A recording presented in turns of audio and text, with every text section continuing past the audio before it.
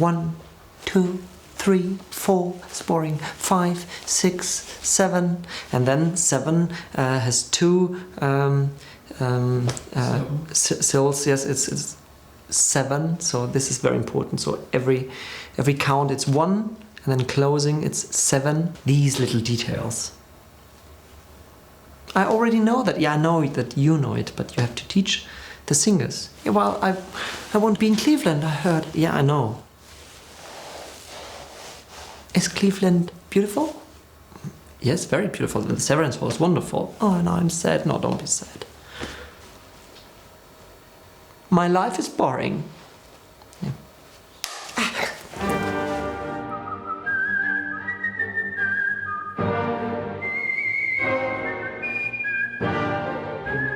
I invite the audience into the illusion.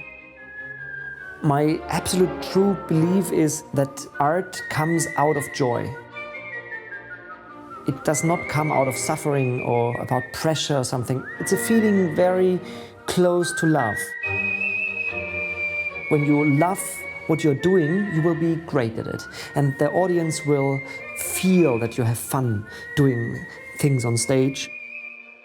I feel that a lot of people that are not familiar with classical concerts or opera, that they have some sort of blockade or fear. I love to let them discover the joys I have with this music.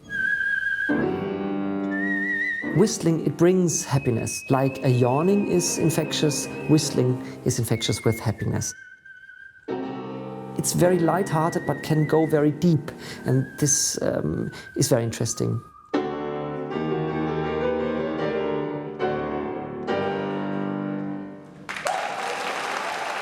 I'm a big admirer of Mozart, and I'm always amazed how short his life was and how much he left.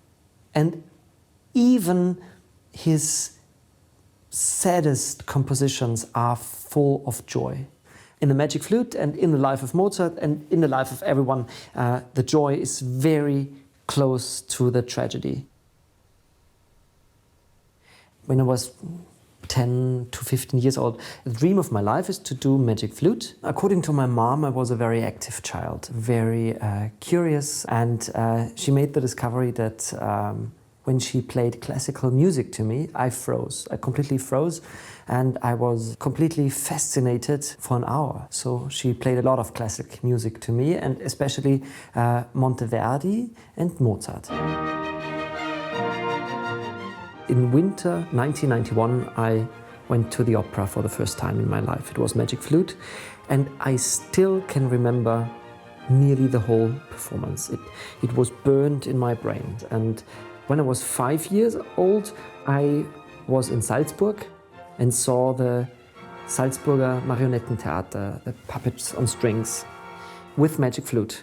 In 2003, there was a puppeteer from Australia living in Amsterdam, and he gave a workshop. And I was completely fascinated by this kind of puppets he used. It was not at all marionettes. These were life-sized puppets. Actually a very simple form of puppets, but not to underestimate, mouth puppets. It's the same way the Muppets work. It's like Kermit the Frog or Miss Piggy. And these puppets are only able to open and close the mouth. They have no mimic, nothing else. And this is such a strong way to use a puppet. There's no distance between the player and the puppeteer and the puppet. You have extreme fast reactions, and this is what I really liked. And then I started to build my own puppets. Our wonderful Prince Tamino, Julian Bredier, he has also already worked with my puppets, and I think we can expect best results from him. And I'm very optimistic about the other ones.